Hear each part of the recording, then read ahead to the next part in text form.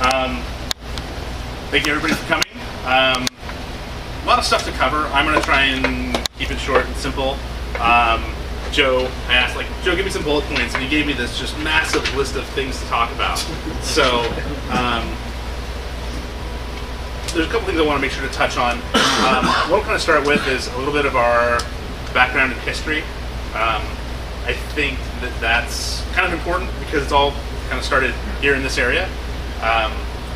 And then kind of talk about where we are now, where we're going, and most importantly, I think through all that, kind of like how we did it. I think that's something that is important to share. Probably something that a lot of you want to hear.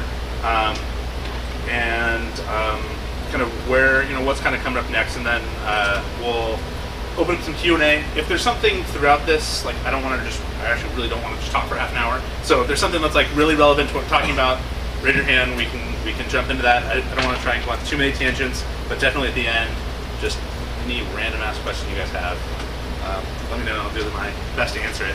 We also have David Lease here. He is our CTO. I'm probably going to just throw things at him every once in a while, literally and figuratively, and have him trying to jump in since he's been here basically since the beginning and has been instrumental in setting up a lot of the tech side of things, which is very important. So right now he's just the stair bouncer, so we'll expand as we go. And then we'll just so a little about the history. Basically, the company officially started about 4 years ago. We it was a group of friends that played a lot of games together. We actually some of them I knew from high school. Some of them I met playing EverQuest, and we were in a hardcore raiding guild together there for a few years. Whenever World of Warcraft started our own kind of hardcore raiding guild there. We're Port side, which is the best side, and we're something we took very seriously. We got to the point where if we wanted to stay married, we needed to stop playing World of Warcraft so much. And so, I'll take my shoes off, this is the normal work attire.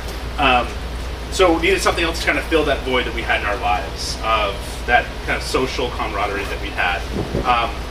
And between us, we had some skills, not all the skills. We had kind of one programmer, one kind of tech guy.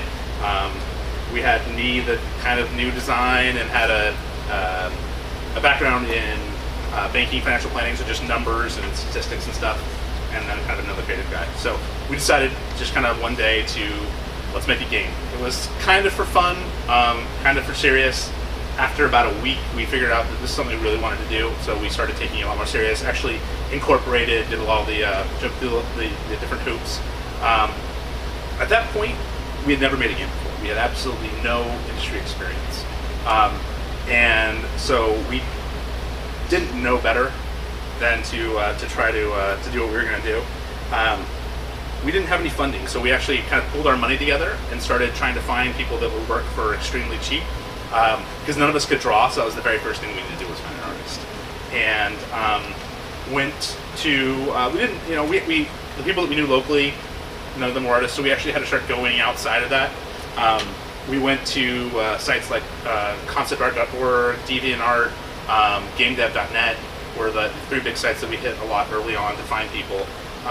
Found an artist that worked full time in the industry and did this kind of at night because it was fun. He during the day he had to work on what everybody told him. On this, we kind of let him have free reign, and so he really enjoyed that. We gave him a little bit of money up front, but it wasn't a lot. It was like we basically called it deferred comp. So we would pay him like a few $100s a month, and then he would actually get deferred comp on what he would owe. And that's actually one of the things that got us to where we could actually launch the game eventually, is because our expenses weren't really high at the beginning because it was coming out of all of our pockets. We started actually making a browser-based MMO, which was a horrible idea and was never going to work. We did that for about 6 months, and it was all kind of just part-time. Everyone was doing other stuff at the time.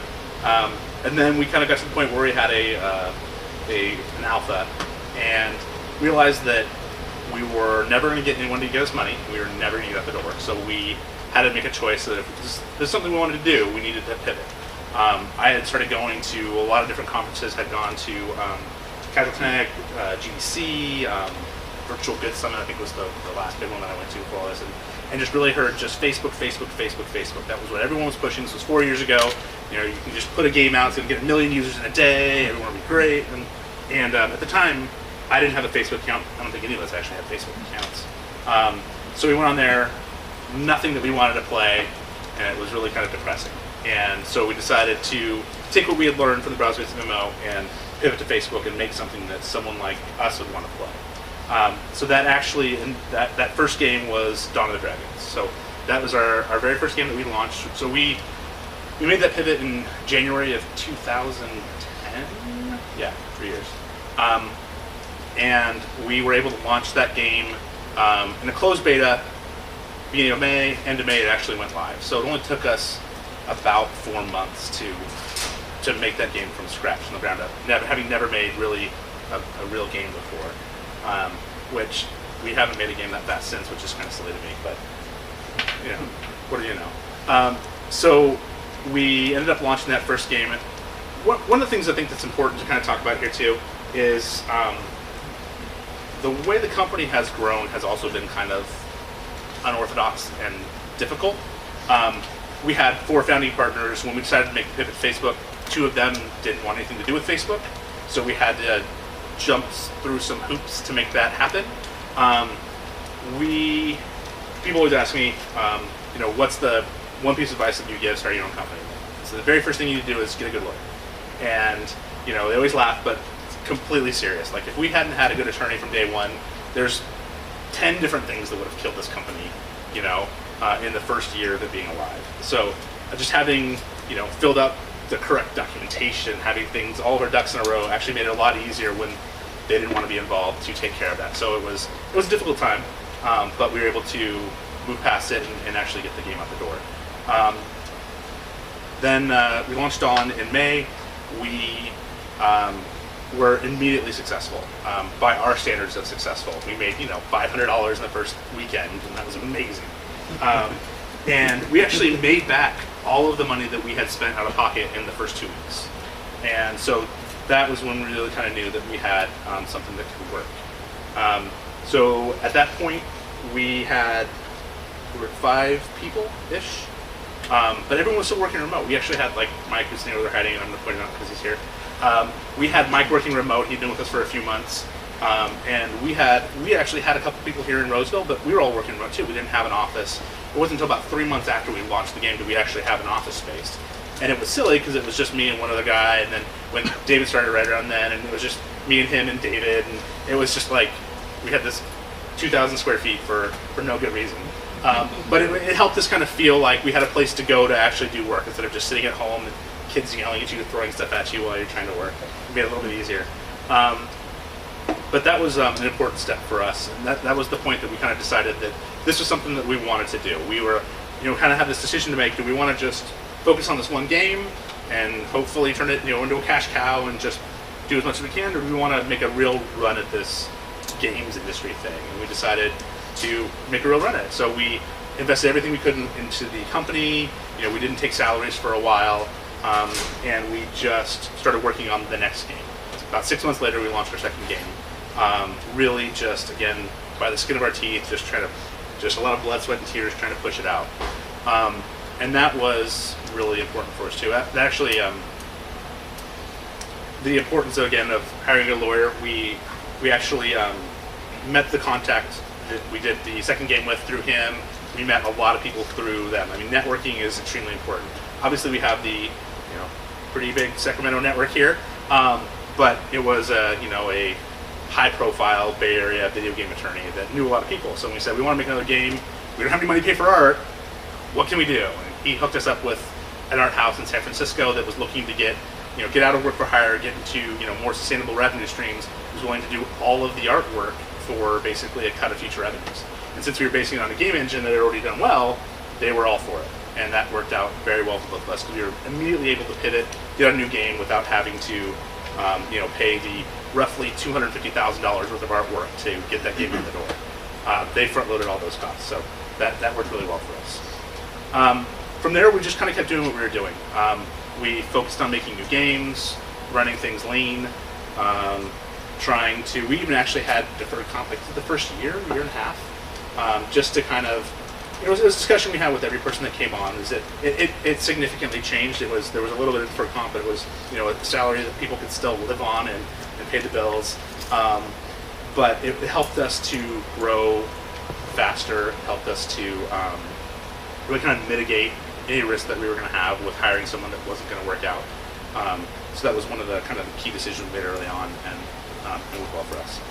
So from there, we just, like I said, we just continued to do what we were doing. We launched another game about a year later, launched our fourth game about a year later, and now we're at the point that we launched our fourth game about a year ago.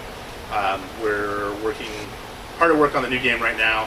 Still a couple months out, but it's a project of passion for us. It's actually something completely different we've done before, so it's kind of exciting. We have made a lot of difficult decisions throughout this time. We've made a few different pivots. One of the most important things we've done throughout all this is remain very, very agile. The ground shifts very quickly beneath you. The platforms, like when we started, we actually launched in May of 2010. In March of 2010, Facebook shut down notifications, and that killed virality. It was just basically off. And so when we started making the game, it was that promise of 1 million users in a day, and then it went to 10. We got almost no viral users in the first month. So we had to pivot very quickly. A year later, Facebook came out with Facebook credits and said, we're going to take 30% of everything instead of the, 8% that we were paying to offer power, whoever it was at the time. So we had to, at that point, pivot. We had to go, okay, well, we need to find other platforms, other revenue streams, because if Facebook screws us again, that's the nicest way to say it, I guess, then we can't fully rely on this one platform for everything that we're doing. So that's when we found Congregate, we found Armor Games. We actually created our own standalone site, so you could use Facebook Connect, but you didn't have to use Facebook credits. And that's actually coming really useful, like when Facebook's gone down or different things that happen, we still had platforms for people to play our games. And we've had to do that multiple times. If we weren't as agile as we were, it would have been tough to kind of grow through all of that. That's kind of where we are today. The other thing I guess I'm leaving out is actually mobile, which Joe is heavily working on, what he's involved in. We actually took a kind of a cautious approach to mobile. Mobile's been hot for a while now, but it wasn't until about a year ago that we started looking at it very seriously. We knew we could execute on web, and at that point we had launched our fourth game. We were 4 for 4 in terms of profitable games that were doing well, and we were still growing at a rate that was very exciting to us. So mobile was a bit more risk than we had been used to. So we actually ended up hiring our chief mobile officer around December of last year. His name's Rob Carroll. He was the director of publishing over at Tapjoy, someone that we had known for a very long time, and just somebody that was an industry veteran and somebody that we felt comfortable bringing in to help us, get the product out the door. We'd actually been working on it already for a little while. That's actually what Mike does too. And that helped us kind of push the game over the finish line. We launched it in February this year on iOS, and we're cautiously optimistic. I mean, it's done really well actually the last couple months.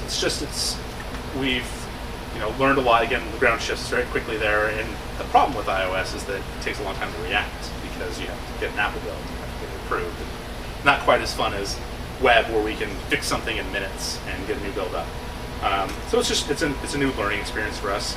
But launched Android 2 weeks ago, and it's done very well, and we're very, very happy with how mobile's going so far. So that's kind of how we got to where we are today. One of the things that makes us different, and something that especially, the media and people in the industry want to talk about a lot, is the fact that we are still bootstrapped. We've never taken any kind of outside funding. And that has been hard for us to do. It's been a big challenge because we have to be profitable, basically month in and month out, or we have to start cutting costs. And luckily we've never had to do that. But it is that kind of people always ask, you know, are you just really cautious with everything? We actually were very, very aggressive with everything. Is that we weren't afraid to take risks. We weren't afraid to, you know, do crazy new things and